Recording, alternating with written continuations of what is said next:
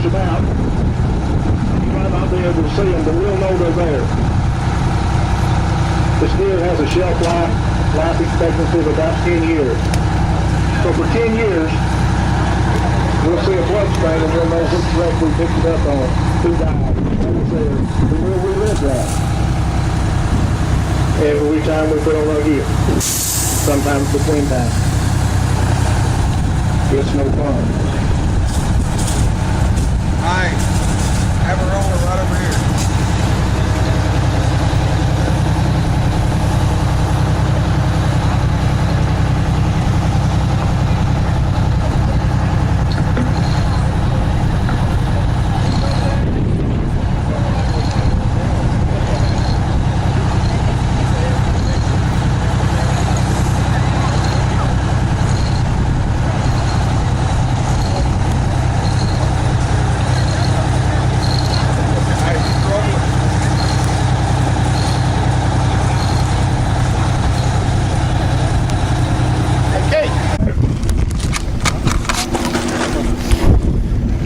Recording right now. Hello, ladies and gentlemen. My name is Milton Wayne Harvest. I'm the Chief Deputy Coroner here in CRAIGHEAD County. As Metcalf said, this is all too real, and it's not fun.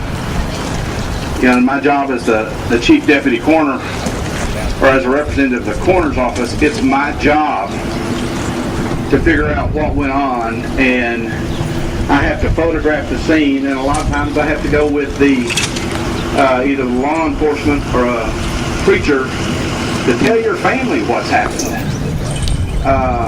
You know, I want you to take this seriously. Don't look at it as if we just got out of school for a few minutes to watch a neat little show, because when it's real, it's not funny.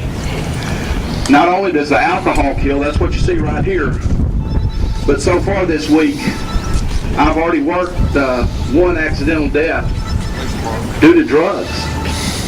So whether if you're driving under the influence of alcohol, whether if you're driving under the influence of drugs, whether if you're just not doing either, you're a stellar person, but you're driving down the road texting. I've worked that one too. There's a new law in Arkansas about texting under a certain age, which makes it illegal. I'm the one that worked that case. So just think, you've got a whole life ahead of you. Don't waste it on being stupid. Now the poor driver here, we talked about what he wants to do in life when we were staging this, and I was just sitting there talking to the injured and the drunk driver. You know, regardless of what his hopes and aspirations were in life, they're gone. Because the least people go to jail for is vehicular manslaughter, and that's several years in prison, and your bunkmate's named Bubba. Okay? And I don't think that would be much fun either.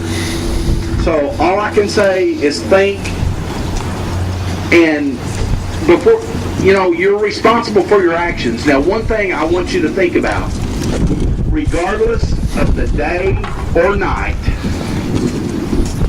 if you've had too much to drink, I promise you, if you will call one of the firemen here that you all know, some of the police officers that you know, and just go, guys, I've had too much to drink and I'm afraid to drive home. They'll get you home.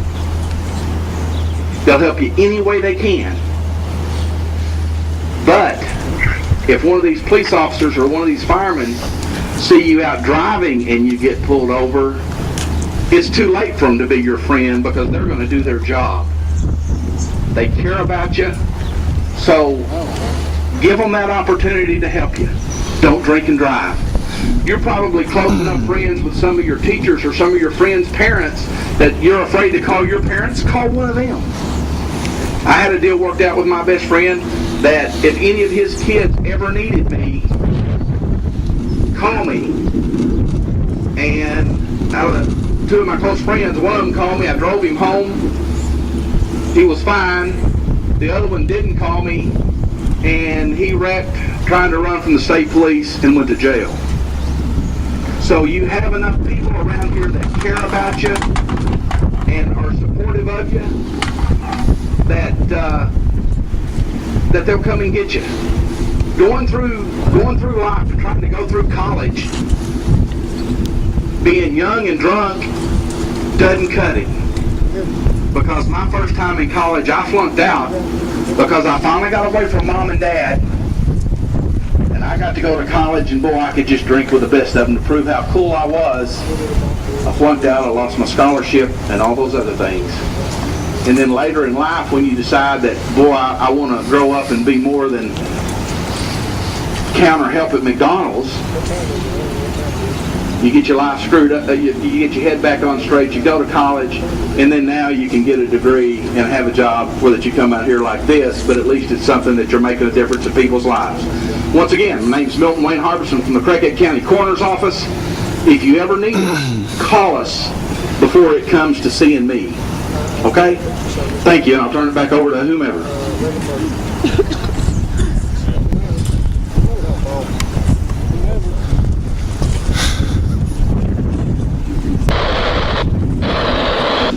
You want me to talk to him? All right. You seen what's been going I'll on? talk to him. You know and don't have to tell us who you think might actually have done something like this. And don't sit there and scratch your heads and say, oh, I don't know anybody that would do that. You do too. My hairs might be a little gray, but my memory's not that bad. It hadn't been that long. I was on the other side of the fence, at least in my mind. So he thinks. Any of you have any questions for us? Raise your hand. We'll see if we can answer them. That's somebody scratching their head. Anybody got a question? Back over here. Back over where? On my blind side. Light pole, 11 o'clock. 11 o'clock light pole. Come on over here and talk to us. Tell us what your question is.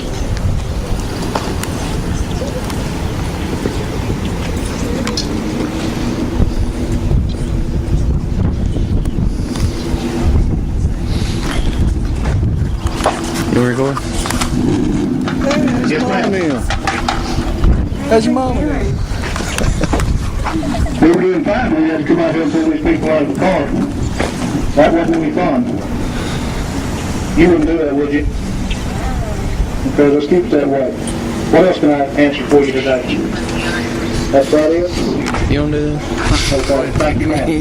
Appreciate that. Has anybody else got another question? Hey, we'll walk around the car.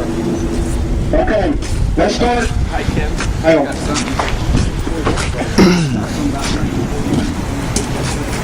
I'll let you do that. Let's start from that end and go around the front. The only thing I got to say, how many people know these four here? Raise your hand. Okay, the incident here not only affects them, but it affects all of you. All their family, parents, grandparents, aunts and uncles, cousins, brothers, sisters, plus all of you. So it's a domino effect. So the main thing is think before you drink. Think of who is going to be involved if something happens to me. It's not just you. It's everybody in your family, all your friends, all your church friends, whoever might know you. That's who it's going to affect. It's a domino effect. And when we go to the scene, it affects us. Yeah, we're volunteers, but we're here because we care. When we go to a scene like this happens, it stays with us for a long time. And we don't like to have to deal with it, but we do because we love this community. And we're here for everybody. But if you can minimize that by not drinking and driving, that's what we ask you to do. Okay? We're going to start at this end of the fence down here. We're going to come around and we're going to walk around this scene. I want everybody to look at it. See? In just a moment, I think that we owe these fine people of our community a round of applause. Let's give them a round of applause. We thank you so much, guys.